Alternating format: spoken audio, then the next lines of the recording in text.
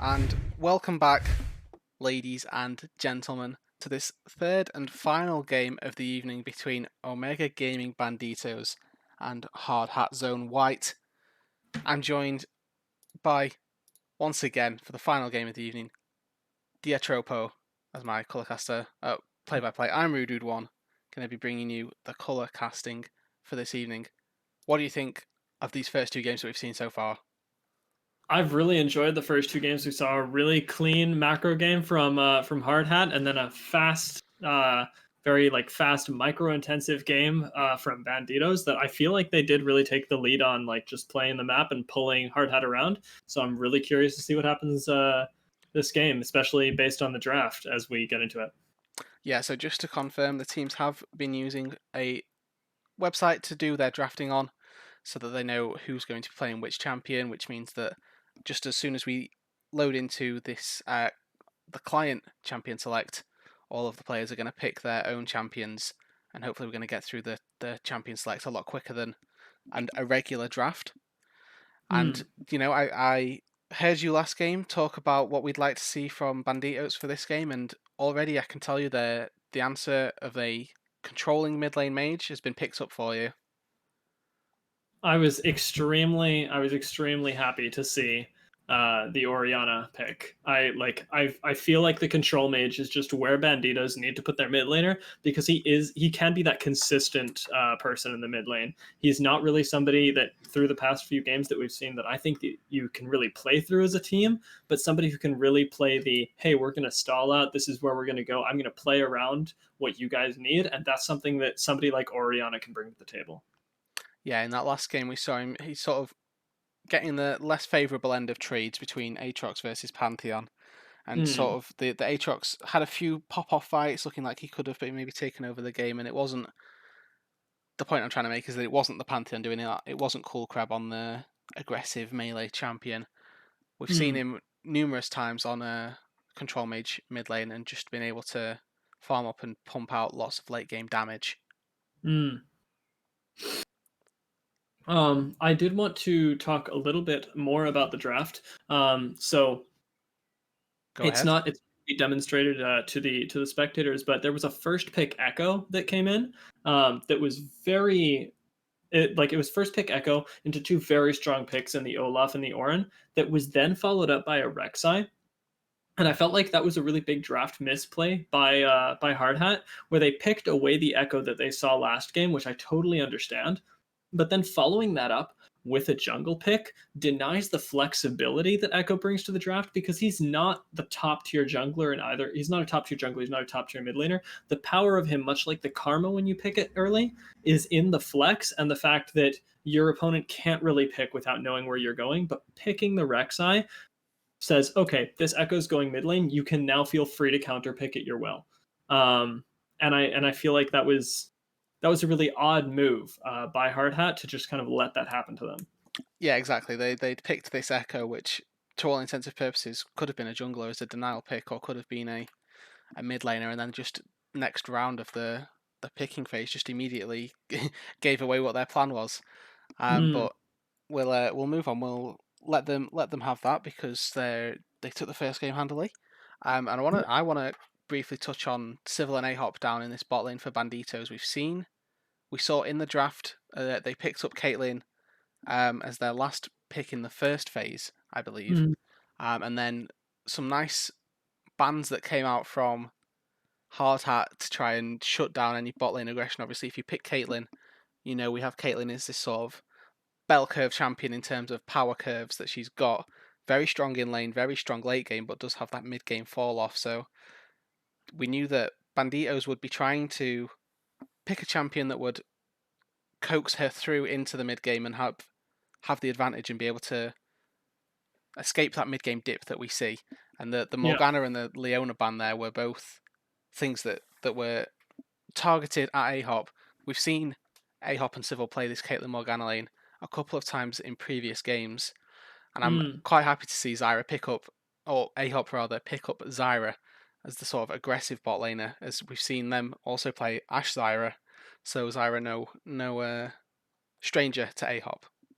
Yeah, and I really liked the pick of the Caitlyn here, having already secured the Olaf. I don't feel like you're really comfortable picking the Ashe into Olaf, even if she is good into Caitlyn, and has that slight advantage in the matchup.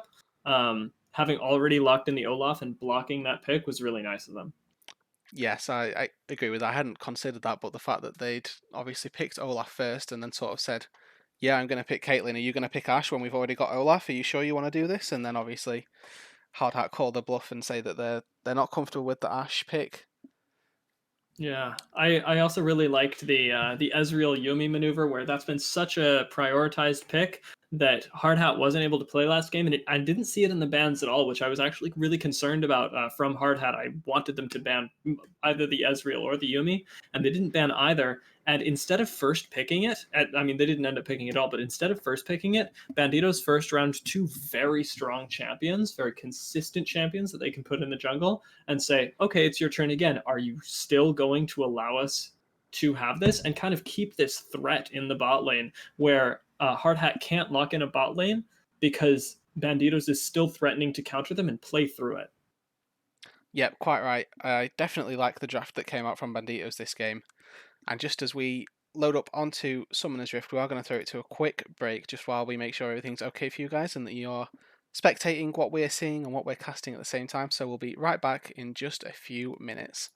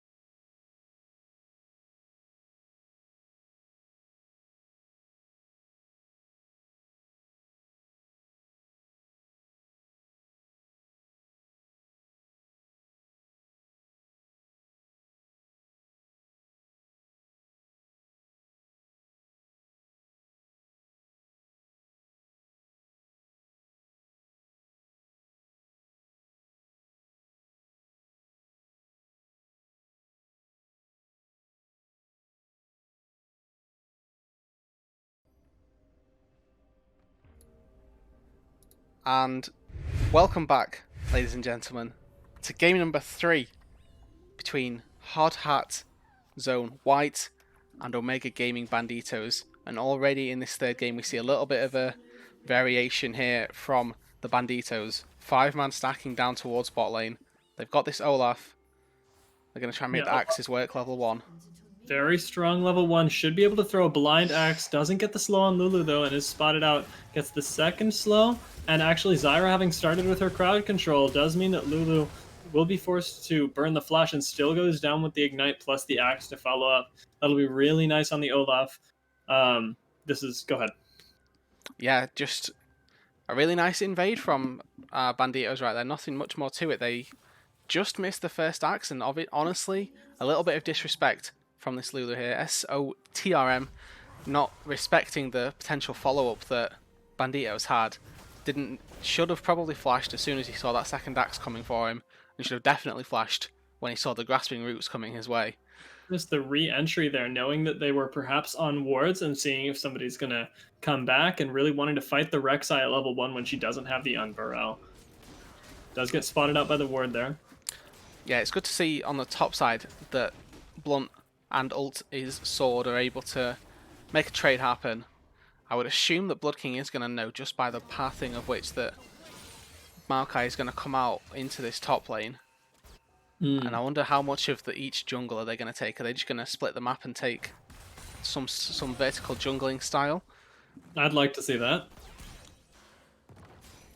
I'd like to see this Olaf play towards this bot lane then if they're going to do that, because obviously they burned the Lulu flash early on. They've got Caitlyn, Zyra down in this bot lane, so as long as Blunt doesn't get his hands on the bot lane to try and take away the advantage that they've already got, I can see this bot lane being able to snowball and get a lot of gold just on the Caitlyn early on already. And we saw last game what Civil was able to do when he got the gold in his hands. And we were talking during the break about how the onus really is on Rek'Sai this game to make this game happen, as they're the early game powerhouse that can kind of bring their team into the game from what is a draft disadvantage.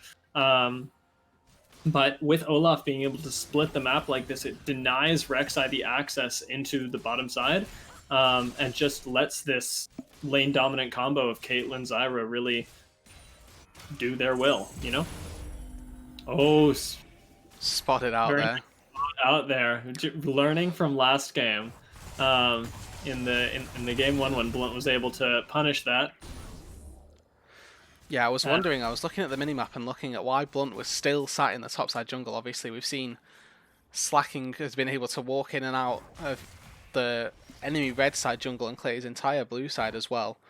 I was wondering why is Blunt still clearing the Raptors, and obviously he's trying to look for a gank, but Cool Crab, wise to the play, spots him out. Yeah. And already we see bot lane, they've picked up a plate, and we're 3 minutes 30 into the game. And even though it didn't really work out, I really like that from the Rek'Sai recognizing what we were talking about, that making these early plays happen is going to be their way to continue in this game. Really aggressive play from the Zyra, just making MF not feel at home at all. Yeah, I'd like to just quickly cast your mind back maybe 2 or 3 years to a World Semi-Final where we had Zyra was all the rage. I think SKT popped out an MF support in order to try and counter the Zyra.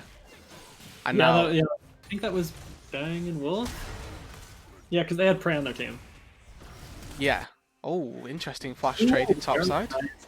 Flash from Blood King there. And little trades in the mid lane as well.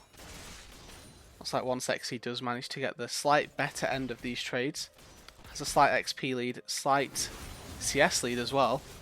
Cool Crab not quite finding his groove in this mid lane early on. But yeah, the Misfortune is a slight counter pick to the Zyra, because obviously Zyra plants usually take 3 hits to take out, but with the Misfortune and the double tap passive that she has innately, mean that it's a lot easier for the plants to fall. Yeah, that's technically something, and I wonder if they considered this at all, that they could have rotated to, since both the Zyra and the Caitlyn were visible once the Misfortune was picked.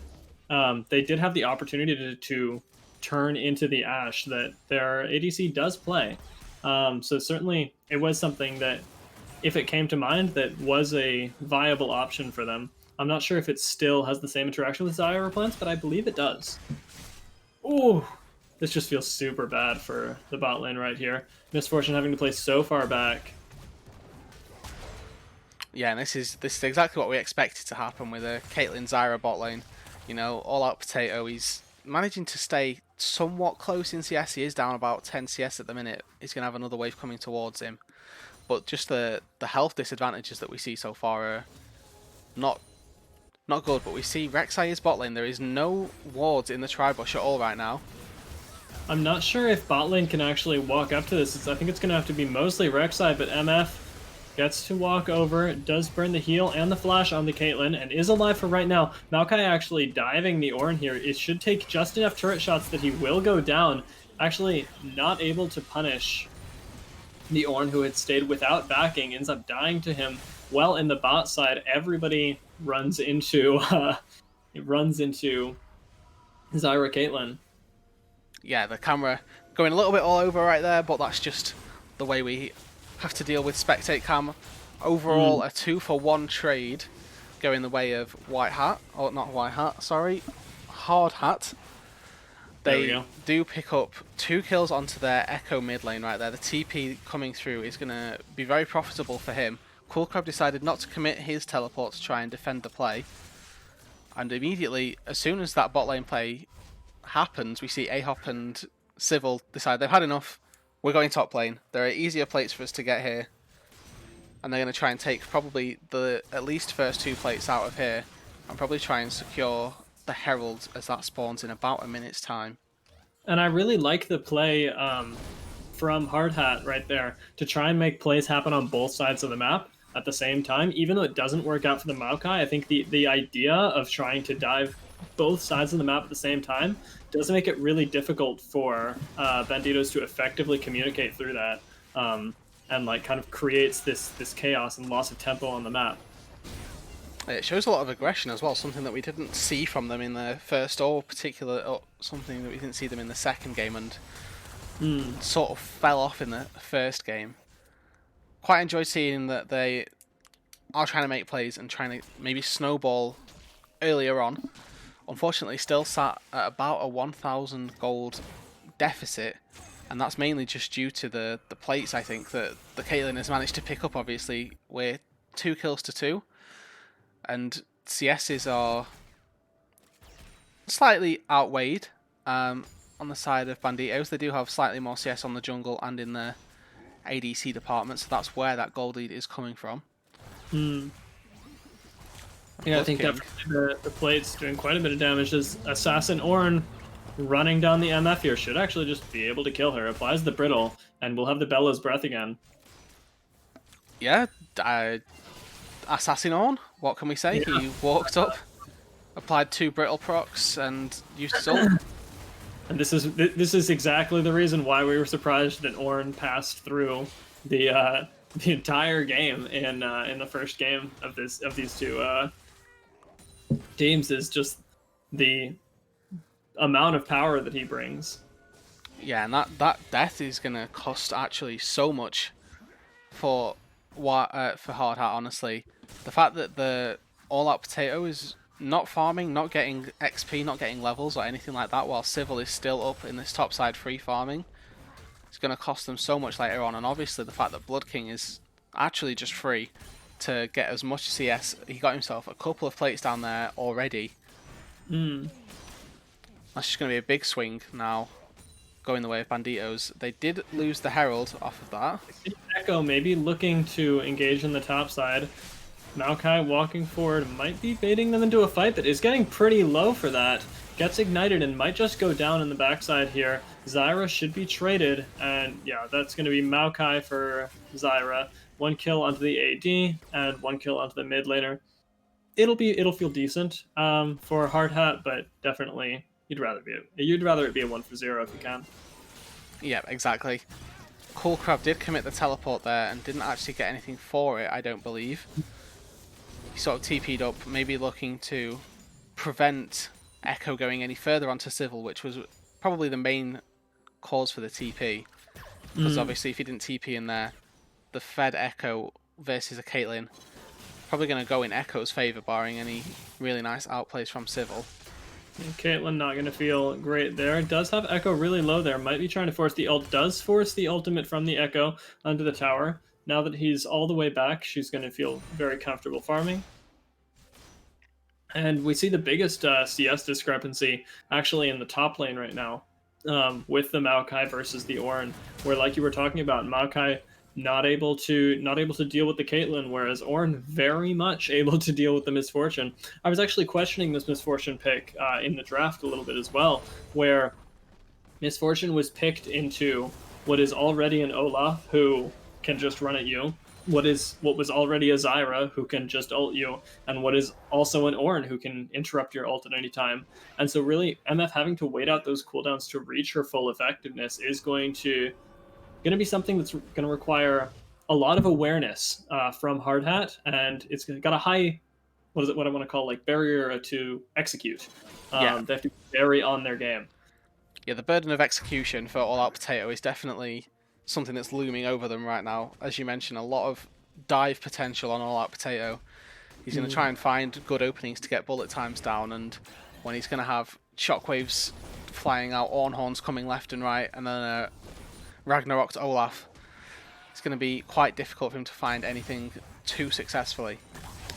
12 minutes into the game right now though, and the Mountain Drake has just spawned. No team particularly in position to take it out yet. Ornhorn committed top though. We'll be maybe trying to find a kill onto this Maokai. Maokai should have the health back in just a bit. There we go. Pulls a little bit of health and tries to root up the Ornn, but is going to be forced to flash. Ornn trying not to commit the flash onto him in response. Barely lives, but just takes one turret shot and manages to make it out alive. Civil forced to flash away from the Rek'Sai, and same thing on the side of Slacking, but does pick up a kill. Now the Caitlyn ult on the backside should be able to kill the Rek'Sais. I don't believe that it went off earlier, and now Echo's in the middle of everyone, and they're going to be able to walk him down here as he does have the parallel conversions, maybe looking for something, but is going to be spotted right there, just buying time with the shield to phase dive over the wall. Actually, such a good fight there for Banditos. Civil using the 90 caliber net so effectively. So often you'll see Slacking does secure the Drake. But so often you'll see Caitlyn's use the 90 caliber net trying to secure the slow. Civil there deciding he doesn't prioritize that slow at all and uses it to perfectly reposition out of the bullet time and also out of an incoming, I think, parallel convergence maybe coming down. And he manages to flash over the wall as well, but Potato here looks like he's caught in no man's land. TP coming through. I don't think they mind this at all. I think they can just take that TP and back off the play if they need to. Maokai is here, but it shouldn't stop him from taking the turret. And now it's Maokai that needs to be worried, as he's going to get rooted up, and the Zyra Plancer on him is plenty secured for MF to be able to auto him. And they'll trade jungler for top laner, but they also get the turret in their favor. With damage ticking in the mid lane, aren't going to be able to find the proc there. Yeah, overall a positive trade for Banditos in the bot side. They do get the turret and the kill, but a little bit of cash injection into All Out Potato is going to feel quite good for him. He's going to be happy with that, picking himself up 300 gold onto that Olaf. Going to be trying getting himself towards what I will assume is going to be an Essence Reaver. And Misfortune is a little bit behind in items and has similar itemization to the Caitlyn, at least very early on, with the exception of Essence Reaver, but will still be building that crit. Whereas Caitlyn right now, really nice power spike for her. This is certainly a time where Banditos should be looking to fight around objectives, fight around things like the Rift Herald, and even the Dragon that should come up next, where they still have this item advantage on their AD carry. Yeah, Rift Herald spawning in about 20 seconds, and doesn't look like there's any plans for All Out Potato to try and base and come up towards this top side. So we are just going to have Blood King and All Out Potato down in this bot side, duking it out like we've seen for the majority of this game, to be honest. Blunt looking for Civil again, and he is really the target here. Olaf trying to burn him down and won't actually end up going down. Gets the shield from the Orianna to protect him from the Maokai roots. Maokai root's actually doing quite a bit to keep everybody from following up, but Maokai will end up falling. And now Lulu is rooted up, and 3 people go down for Hardhat, trying to make that pick happen. Yeah, another really well played team fight from Banditos. A nice shockwave from Coolcrab pulls the two melees back into range. So Maokai and Sexy MF right there do fall. And the fact that Civil and the rest of Banditos were early to the play and the setup managed to secure themselves a kill. The reason that Echo died there was because he stepped on a trap that was in the bush from long before that fight had even happened. So he was trying to fall back and disengage and just accidentally stepped on the trap, and Civil, just in range, managed to pick him up. Nice headshot, got a crit with a 25% chance, and just nuked him down from about 500 HP, just to pretty much one-shot him from that level. Caught Sexy MF out by surprise. And as much as we talked about Rek'Sai and Lulu being comfort picks, Caitlyn is also a comfort pick for Civil, who's already somebody who feels very comfortable mechanically being in the middle of these team fights. We saw him, like you mentioned, using the 90 caliber net optimally in the last team fight. Very experienced with people trying to dive onto him, and if he's on somebody that he's comfortable on, I think that Hardhat is going to have to put in their best effort to get on top of that guy before the rest of them go down. Yeah, Ahop as well on this Zyra. He's completed the Liandry's Torment already. The amount of damage that he's putting out as support also can't be underestimated. I feel like I'm kind of sleeping on the fact that, you know, Ahop's picked up 3 kills this game, and he's probably going to pick up a few more. You know, everybody on Hardhat is trying to dive on this Caitlyn and take down Civil, but Ahop is posing a very big threat as well, and especially if they manage to synchronize a wombo. Fight mid. Very powerful, as Echo is going to be forced to ult. Does still have the phase dive to get over the wall here, so shouldn't be in any danger. No, definitely not. Manages to pop his ultimate, takes himself back into the dragon pit, and then phase dive over the wall to safety. Do see 5 people stacked on this bot side though. Hardhat, 5 men in their own jungle here being penned back, not allowed access to this mid lane wave. I do think that this game is also playing into what we were talking about with the Cool Crab's strengths, where that shockwave was really well positioned, and it was positioned defensively. I think he complements Civil really well in the sense that people want to dive onto Civil, and the Cool Crab's focus and success right now has been in making things happen for his team. Keeping Civil alive is his priority, and then finding that defensive shockwave to turn the fight back into their favor, and being able to really bring the control into Control Mage. Yeah, definitely exhibiting the fact that he's a strong Control Mage player, as we mentioned. Nice little pick there to easily open up the Drake for Banditos. They take a kill onto the Maokai and then translate that into a dragon. Blunt deciding that it's definitely not worth him trying to invest his life it would have been into a steal, and instead they just take the L on that one, take the fact that they are going to lose 1 Infernal Drake, and they're going to carry on trying to scale. I think the one avenue of approach that Hardhat have got to get back into this game is this Echo down in the bot lane. He's got a 20 CS lead on his lane opponent rather. He's probably basing now to finish off the Lich Bane, and a 2-item Echo is nothing to snuff your nose up at. Could definitely do some damage in terms of one-shotting potentially all 3 of these backliners if played well. Yeah, we did see him with a really a lot, like he did the majority of damage onto Caitlyn in the top lane fight, and he did just pick up the Lich Bane as well. And so just the phase dive going to be doing work. And I'd actually, with the Lulu, Maokai, and this is the same thing we were talking about last game, where with the Lulu, Maokai, and Echo, I'd like to see Grievous Wounds picked up by somebody. Because Echo's healing is based largely around his ultimate, can bring him all the way back into a fight, and being able to deny that is going to be something super useful. Being able to deny the amount of time that Maokai can tank, and even being able to deny the save from Lulu is going to be super important for Banditos to be able to close out this game with the lead that they've already found themselves. Yeah, it's nice to see Cool Crab sitting on the Oblivion Orb, to your point. Hopefully he finishes that into a Morellonomicon, but it has been known for obviously mid lane is just to sit on the Oblivion Orb just for the flat penetration that it gives. Something I want to quickly touch on is the fact that despite the fact that he's gone for this Oblivion Orb, most likely the upgrade item that he's going to get from Blood King is just going to be an upgraded Luden's Echo instead of what most mages would consider to be better, the Death Cap. Going to go for the Death Crown. So slightly suboptimal in terms of Ornn events. Yeah, I wonder if he actually goes for that next, because he can sit on the Oblivion Orb and instead let Zyra itemize into the Morellonomicon. He could instead just leave the Oblivion Orb and try and itemize straight into the Rabadons. It's definitely a potential way for him to go. Looked like an attempted engage was going to come out from Hard Hat, but it was thwarted. And being burned down is going to get out, but the channel from Caitlyn, Cool Crab Hula Hoops. Yeah, the Blunt managed to get away from that. Sombrero and the Grasping Roots from Zyra, or the Strangle Thorns rather, they both go very wide. I think the Ahop's ult was tanking most of the wall right there, to be honest, trying to put his ulties back into nature using them in the trees.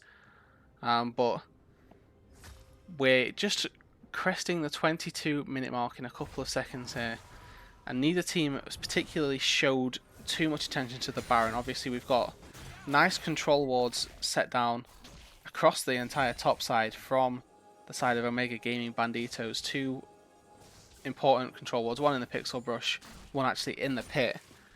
So it does look like if any rogue mispaths from Blunt occur, that Baron can be taken fairly quickly.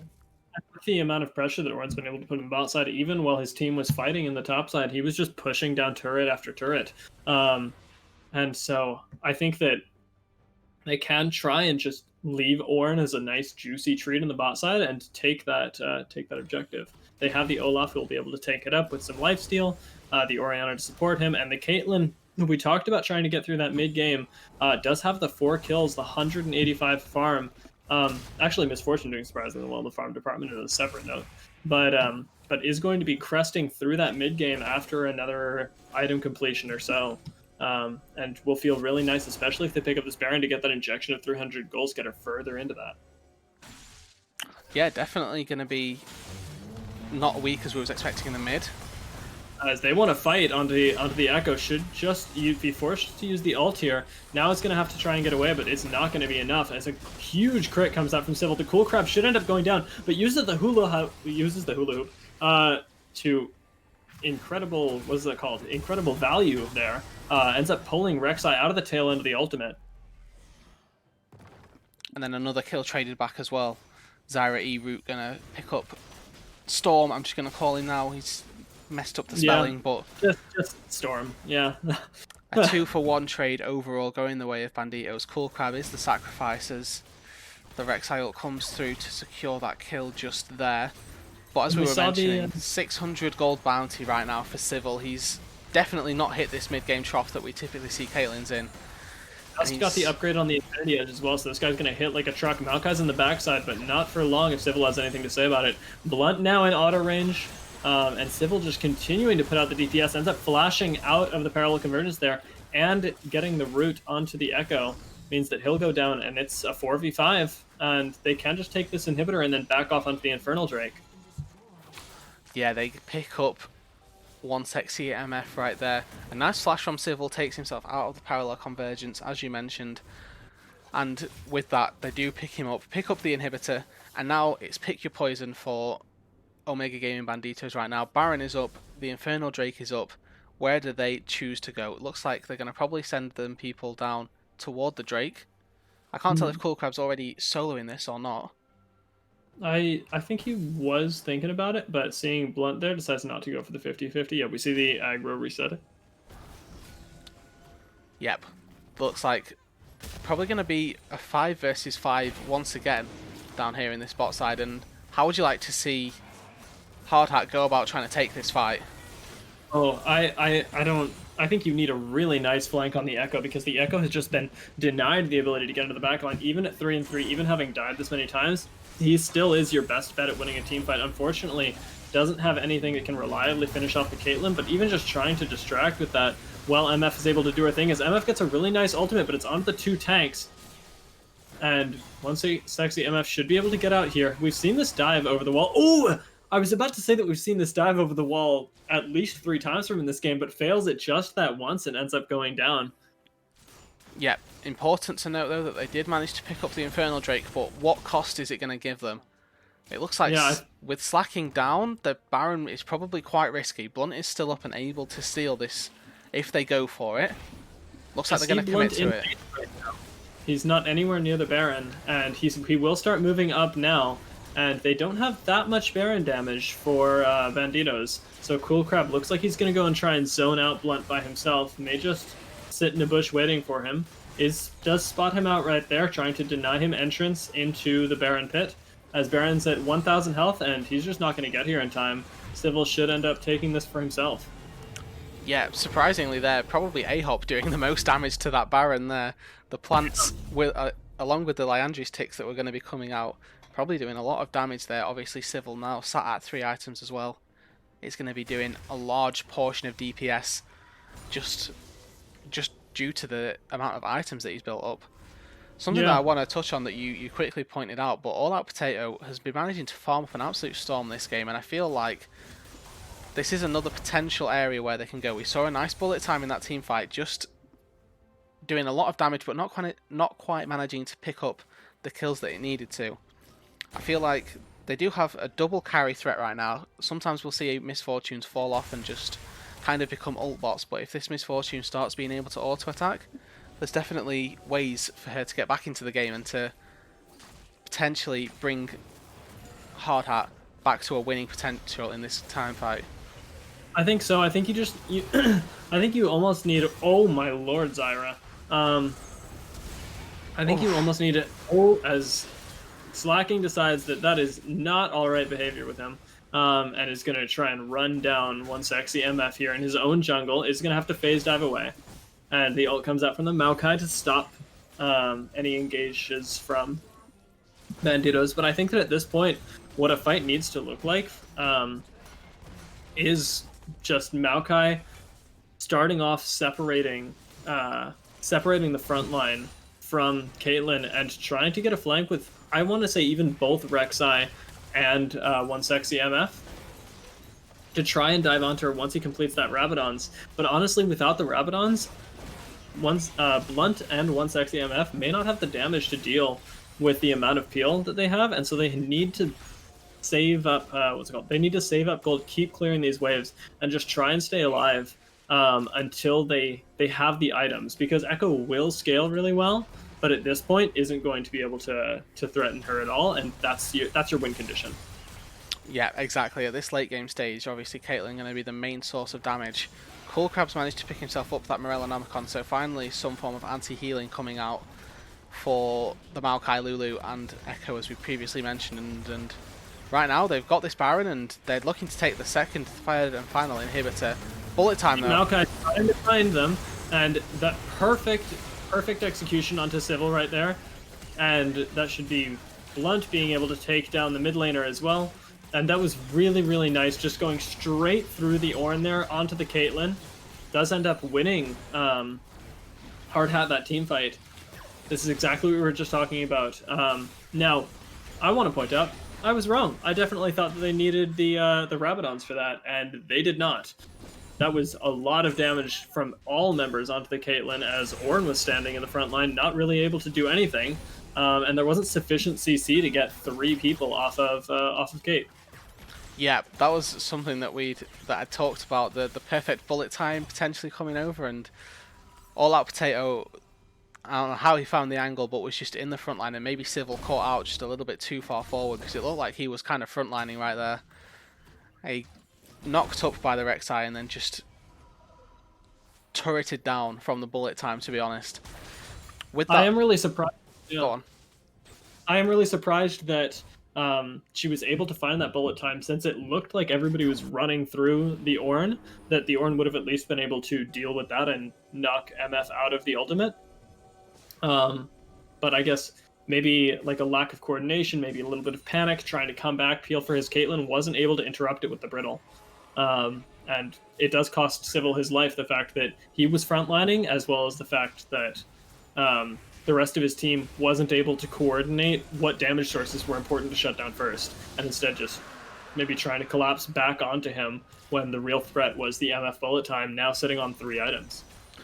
Yeah, definitely something to look out for is trying to get this interrupt on the Misfortune, but another Ornhorn mid. It actually gets 2 knockups, and now it's Maokai who might go down. Civil is well out of the range there, and it's Zyra instead who gets dove onto by the Echo, who is now ulted, looking for the Cool Crab, will end up being able to find him, and now looking for the Zyra as well, is not deceived by the flash and might actually go down to the plants here. The axe is there for the Olaf and will end up shutting him down as All Out Potato pays for his past sins.